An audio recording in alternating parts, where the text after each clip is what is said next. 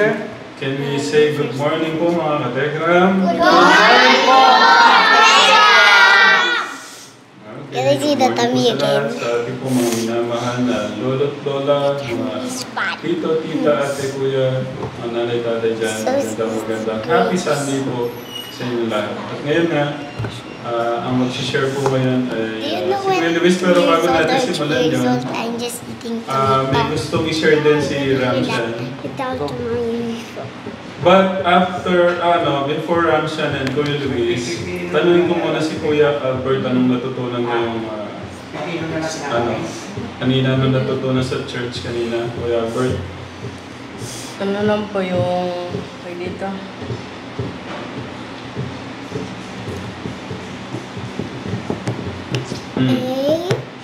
Aba, nakikinig ka ba, Kuya Albert? Adoration, tsaka yung supplication. Ay! Ano yung adoration? Ano po? Yung parang sinasamba, ganun po, ganun. And Tapos yung...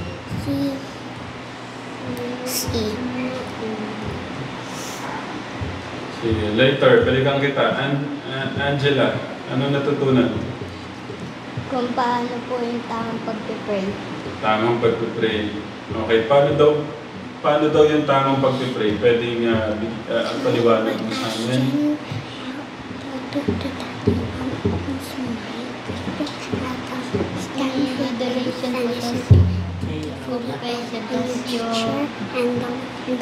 Thanksgiving, tas yung supplication. Okay, sige, babalikan din kita mamaya. Angelo, ano natutunan sa church?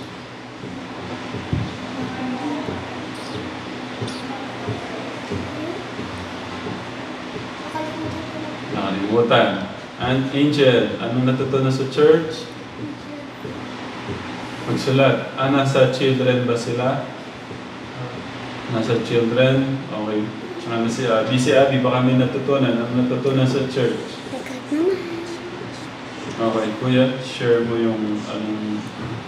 Ako po, tayo pala po pala ng Evangel sa kung bakit tayo pray sa atin sa kampo para pagkakasusunod. Kasi tayo kumbaga yung mga tao kasi gusto pray at gusto mag-pray. Sorry, can I have the mic? Itong mic, Kuya Rico, kasi hindi maririnig pala si Kuya. Kuya, sige. Kumbaga tayo po kasi panag-pray po tayo mga tao is kung ano lang po yung masabi natin, kung ano man po yung mga mabigas natin sa bibig natin, yun lang po yung parang sinasabi po natin. Kung sabi nga po sa unang isa, parang galangin or bigyan ng respeto yung Diyos. Kaya adoration po, parang kasi ang adorable po, kasi parang kahanga nakakami siyang tao, pero dito is ipapakat po natin or parang igaw ang prayer po natin sa atin Diyos na yung adoration is, ito yung parang bigyan, parang example po na dapat nag-pray po tayo, ang mga sa langit, na sa lahat. Yung ganun po ba is dapat meron tayong gano'n. Hindi lang yung basta-basta sabi rin sa pangalawa, sa confession. Kumbaga, ka-confess mo natin yung mga kasalanan natin nagawa, yung mga kasalanan. Kasi tayo po kasi is ano tayo eh. Hindi natin inaano. Hindi natin parang binibigay ng parang, hindi natin siya inaano. Hindi natin siya parang, kumbaga takot tayo umamin. Yun na yung pinaka-word. Tapos yung sa may Thanksgiving, kumbaga nagbibigay, pinari. Kumbaga, pag nagbinigyan tayo ng biyaya ng Diyos, is dapat magpasalamat tayo. Especially din sa mga buhay na binibigay sa atin pang araw-araw. Kasi ito yung pinaka-unang regalo ng Diyos na pinaka-maganda or sa lahat. Sabi nga sa Joy po, na dapat i-apply, Jesus, kumbaga yung pag-aasunod po kasi is Joy. Jesus, others, and you. Kumbaga, ang una yung ang Diyos, para nagka-pray. Pangalawa is yung mga ibang tao. Kasi yung pangatlo is yung sarili po. Okay, thank you, Kuya. Kuya Clark, ano natutunan sa church? Nagsulat po kami po. Nagsulat kayo? Po, tsaka nag-pray po kami po. Okay. Pabigay kay Kuya Nico to. Nico, how about you? What did you learn? I learned that we have to be thankful for everything we have and everything we don't have, we have to be we have to, and also we have to choose. You need to be wise to choose what's, if it's it's like, I mean, like, what do you call that? Like, you should get things that can benefit for you and other people. What an amazing sharing. Nico, what about at the summer? You look at here. Also,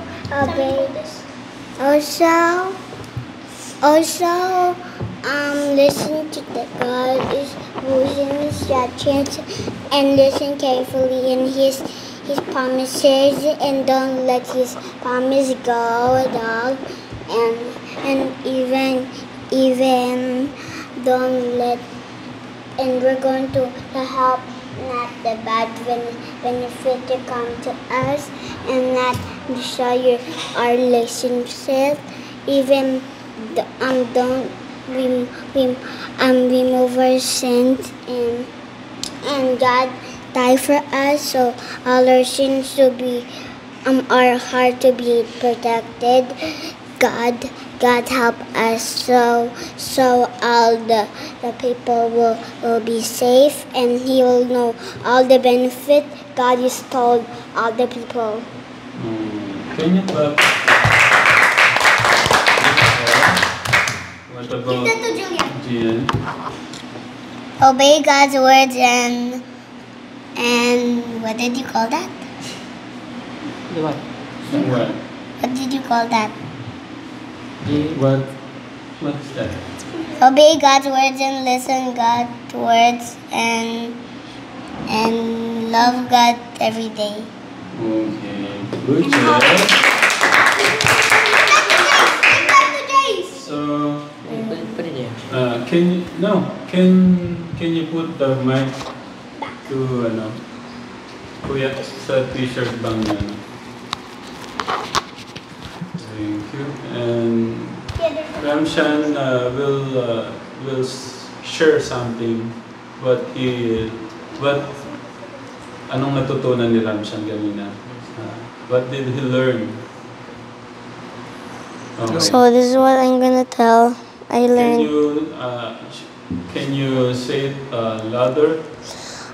So Katekram, I learned something in the online that I'm gonna tell you what I learned. Proverbs 22 verse 6. Train up a child in the way he or she should go, and even when he is old, he will not depart from it. Gift that will help you mature. Number 1, do something scary. Number 2, meet someone significant. Number 3, travel someplace new. Number 4, chase a meaningful goal. Number 5, work and wait for something you want. If we treat kids as fragile, they will most assured become fragile adults. But if we communicate their worthy of high standard, they will rise to the occasion. So that's all. Okay. Thank you.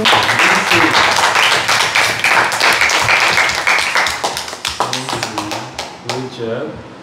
So, can you translate it in Tagalog so that Kuya Albert, Ate Angela, Angel, and Abby, they understand it?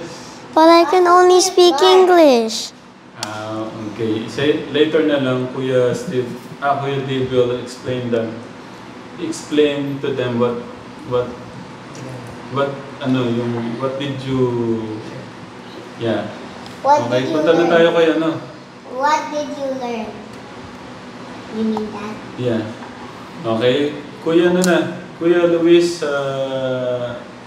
is, ikaw na. Ayan, ako na po magtuturo. So, isang maganda at pinagpalang araw po sa buhay ng bawat isa. So, yung tuturo ko po ngayon is, naituro ko na po siya nung, dito? Midweek po. Naituro ko na po siya sa mga bata po. So, matatagpuan po ito sa verse ng Santiago, chapter 1, verse 12 to 18. Kunin mo muna, kunin mo yung mic kay Kuya, para malakas yung ano. Ulitin ko po. So yan, isang maganda at pinagpalang araw sa buhay ng bawat isa. So yung ituturo ko is, naituro ko na siya sa midweek service. So ang title na to is, Pagsubok at ang Pagtukso. So matatagpuan ang verse na to is sa Santiago chapter 1 verse 12 to 18. Mapalad ang taong nananatiling tapat sa kabila ng mga pagsubok. Sapagkat pagkatapos niyang subukin, tatanggap siya ng gantimpala ng buhay na ipinangako ng Panginoon sa mga umiibig sa Kanya. Huwag sabihin ni naman na tinutukso siya ng Diyos kapag siya'y dumaranas ng pagsubok. Sapagkat ang Diyos ay hindi maaaring matukso at hindi rin naman niya tinutukso ang kahit sino. Natutukso ang tao kapag naaakit at nagpapatangay ang siya sa sarili ng nasa. Kapag ang nasa ay tumubo at nag-ugat ang kanyang puso, magbubunga ito ng pagkakasala. So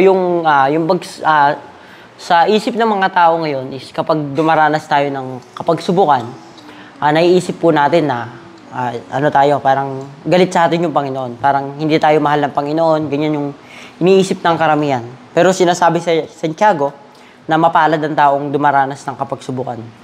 Dahil sinasabi sa Santiago chapter 1 verse 2 to 3, mga kapatid, magalak kayo kapag kayo dumaranas ng iba't ibang uri ng pagsubok. Dapat ninyong malaman na nagpapatatag ito ng ating pananampalataya sa pamamagitan ng pagsubok. So yun, sinasabi ni Lord na magalak tayo kapag tayo dumaranas ng kapagsubukan dahil dito, para tayo yung paso na hinuhulma ni God na patuloy na lumapit sa Kanya. Kasi pag may pagsubok tayo, doon lang tayo lumalapit. Pero mali yun, na doon lang tayo lumalapit. Dapat, kahit hindi tayo dumaranas ng kapagsubukan, dapat patuloy pa rin tayong lumapit sa Panginoon. Patuloy na mag-alab yung pananampalataya natin sa Kanya. Dahil,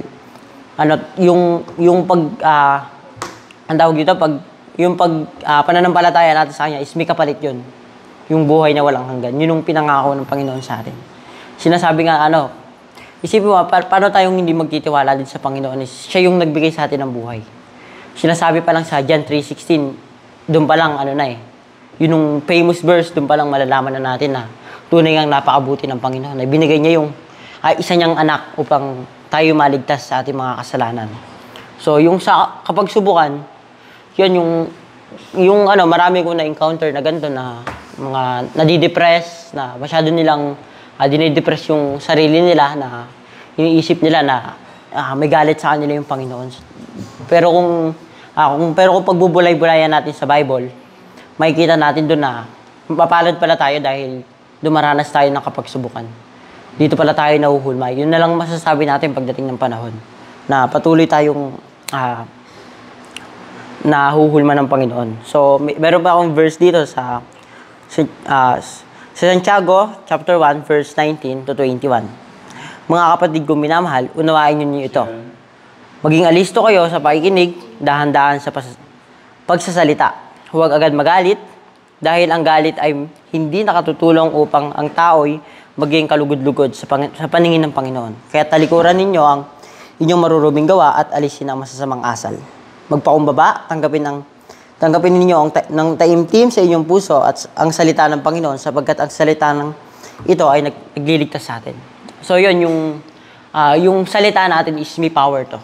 Ito yung powerful weapon na meron tayo, yung salita. Dahil dito pwede tayong makasakit ng tao, pwede tayong makapatay ng tao. Isipin mo, kung ibabash mo yung isang tao sa kanyang buhay, hindi mo alam kung ano yung nararanasan niya. Hindi mo alam kung ano yung tunay na loob niya. So, dapat yung pananalita natin is, alam natin kung hanggang saan lang yung natin, kaya natin na dapat lang sabihin natin. Kasi, yung sinasabi nga nila na, huwag kang lalagpas sa belt. Di ba? Below the belt na yun pagka nagsalita ka ng masama sa sa kapwa mo. Tapos sabi dito na, talikuran na natin yung masasama nating gawa.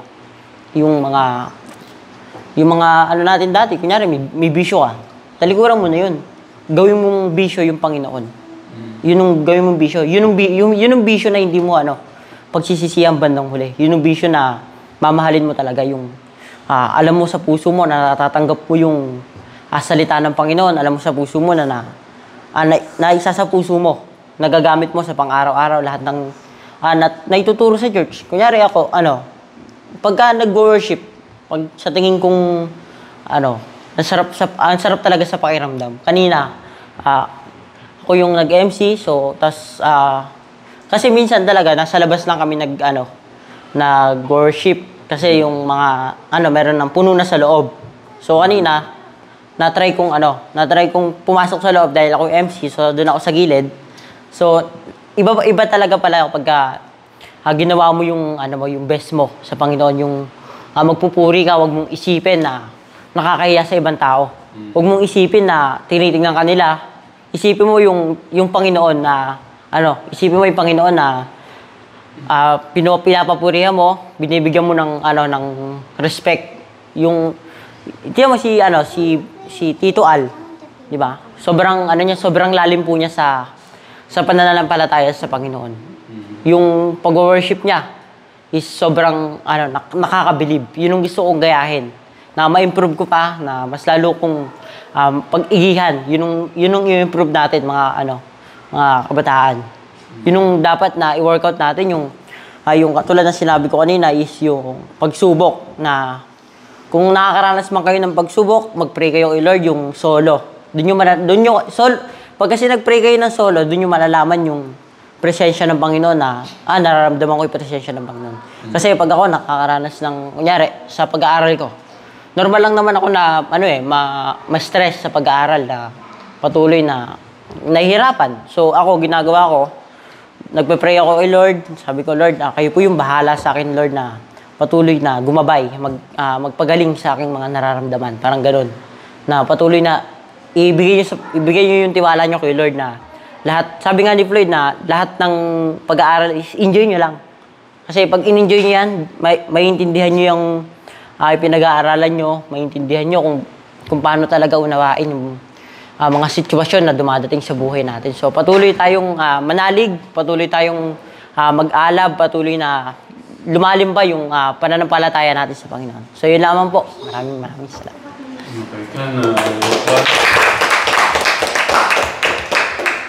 Okay.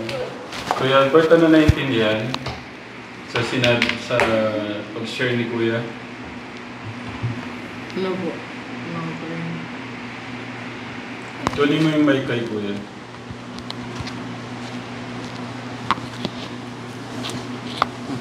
Dito. Sige, wag mahiya. Ano yung naintindihan lang?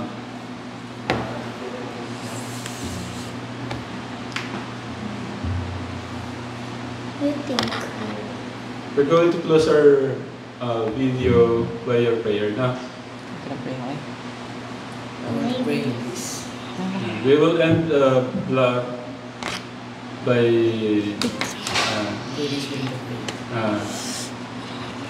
Pagsubok. Ayan. Ano po pala, yung sa pagsubok po.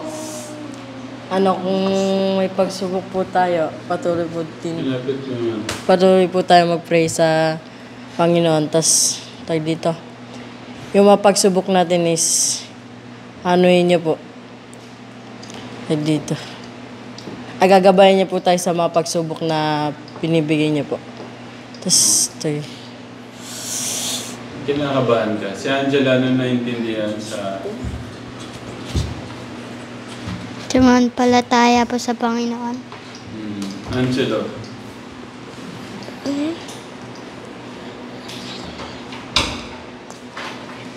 Okay. Angel.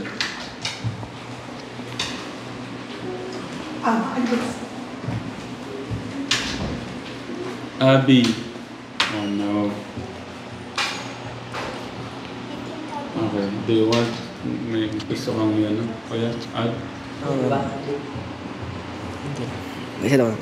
So sabi nga po sa ni Kuya Luis sa Santiago chapter 1 verse 1 to 3, Yung sa may, ano nga po, na dapat pag may pagsubok tayong kinakarap, is ito yung parang way natin na, parang ito po yung way natin, yung pagsubok natin, yung way na, kung paano tayo, kasi tayo po mga tao, pag may pagsubok, is down na down tayo eh. Diba? Tama yun. Pag pagsubok ako, ay, iyak ko. Pwede siyang iyak, kasi lalabas yun, gagaan yung loob mo. Pero mas magandang iyak sa ano, sa Diyos. Kasi iyak mo sa tao, iyak mo sa Diyos. May problema ako, hindi ko iyak to kay tatay, kay nanay, iyak ko to sa Diyos. Unang-una kong lalapitan ng Diyos.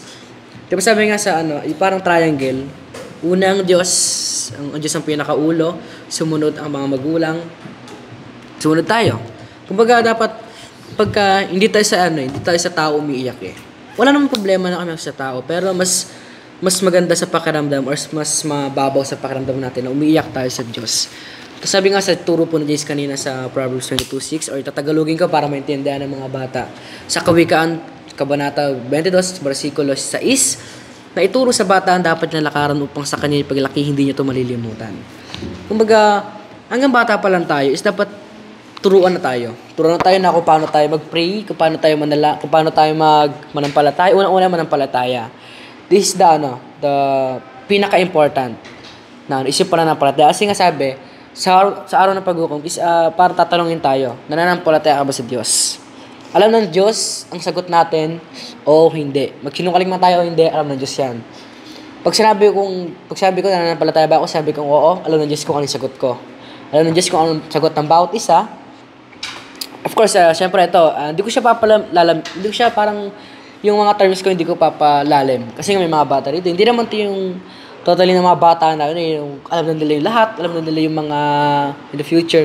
Kumbaga ang akin lang is magpa-mold. Alam niyo ba yung paso na minomold? Yung alam niyo umiikot. Sabi mga ganun yung minomold. Kasi kaya nga for example ni Luis kanina. Kasi yung pagkano po nila, yung turo po nila is tugma. Parang tinadhana po talaga eh. Yung kay Jay sa bata, yung kay Luis sa matanda. Kumbaga yung ganyan pagsubok, yung kay Jay kasi mga bata po eh. Pero yung kay Jay po is dapat sa matanda po siya kinukwento.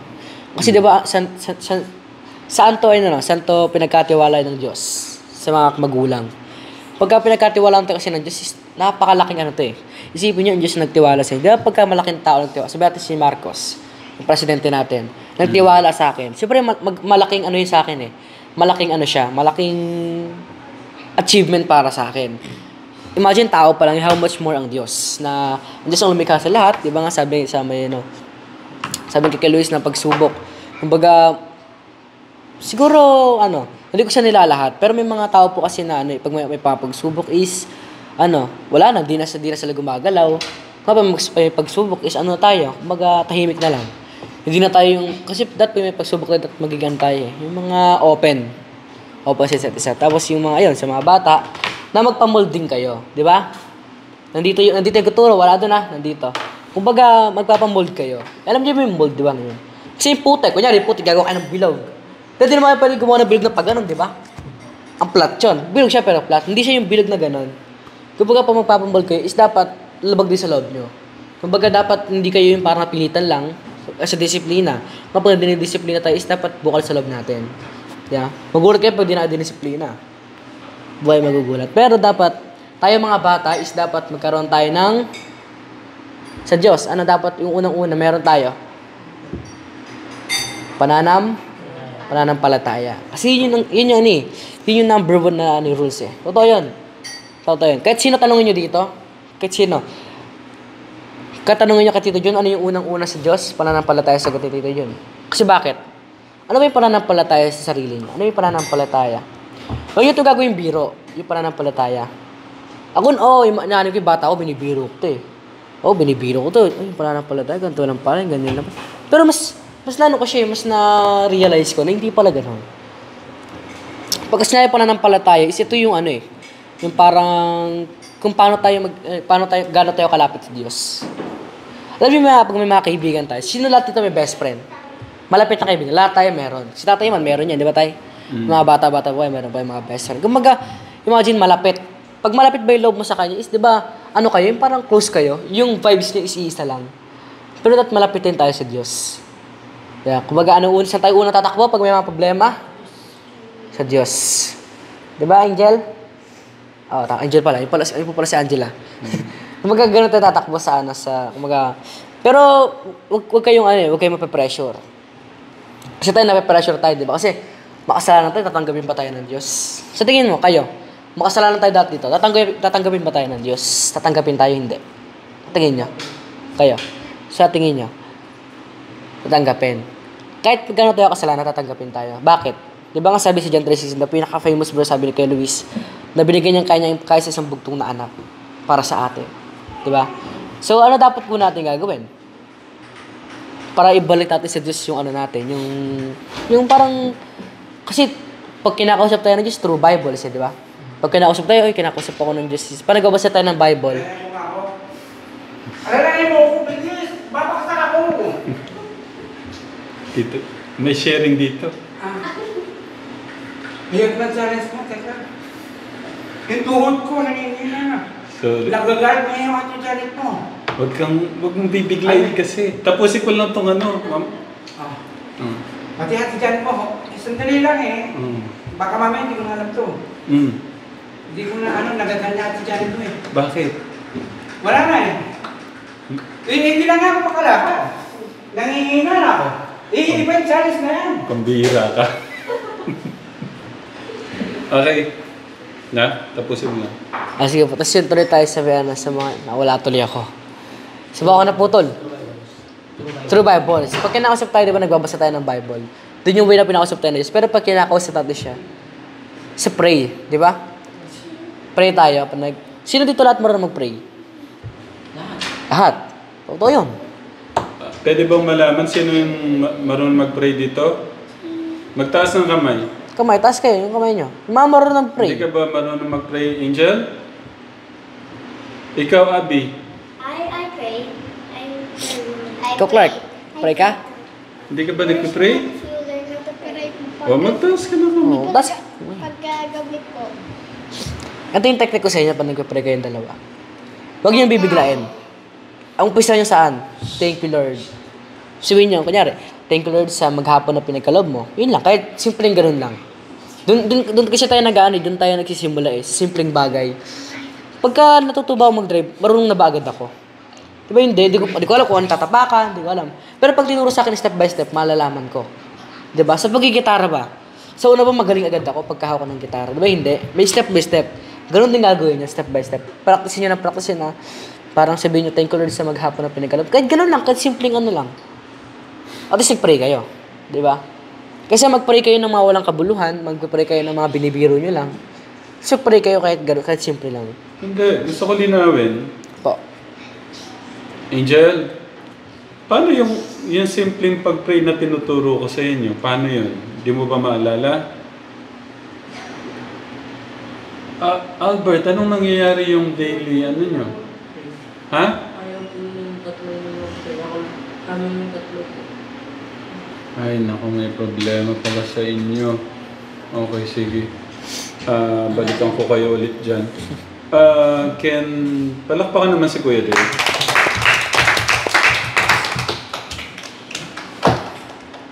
Oh, masyado na. Okay. Jace, can you pray? Yeah. Can you lead the closing prayer? Yeah, do it. Yung mic, pabigay yung mic. Kuya Nico. Sobrang naman challenge na yan. Later, magkakaroon tayo ng update dyan, Kuya Nico. Yung mga nanonood yung mga tekron, nasushow talaga ako. Nasushowing ako. Sabihin niya, ganyan si tigil ko. Gagawin lahat. Parang manalo. Dami.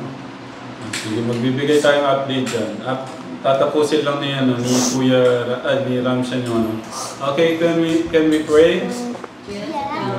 Gian? Guys, Yes. close your eyes. Let's bow our heads and feel the presence of our holy God. Lord, we thank you for giving us everything in our daily devotion in this Sunday, Lord.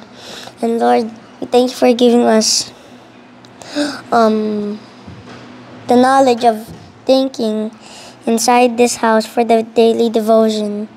And Lord, please protect the other children doing their daily devotion in the other countries, Lord. And Lord, please forgive us for the wrong things that we have did. And Lord, thank you for protecting Kuya Martin in their flight, Philippines to US, in our prayer last Sunday, Lord. And Lord, we thank you for giving us the prayer, the knowledge, the prayer that we think inside our mind, Lord.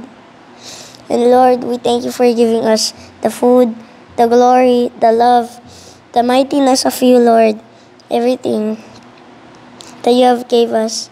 In the name of the Father, the Son, the Holy Spirit, amen.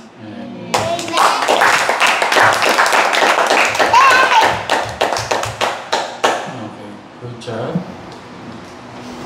Okay. Okay, mapunta na tayo sa update sa ano. Thank you, kids. Good job, Good kids! job, kids. Good job, my son. Okay. Can we go upstairs, Nanay? Tawagan mo sila. Yung update natin sa ano. Sige. Ayan, ganyan na muna. Okay. Kuya, Pwede, yung ano Mamaya na ba yung ano?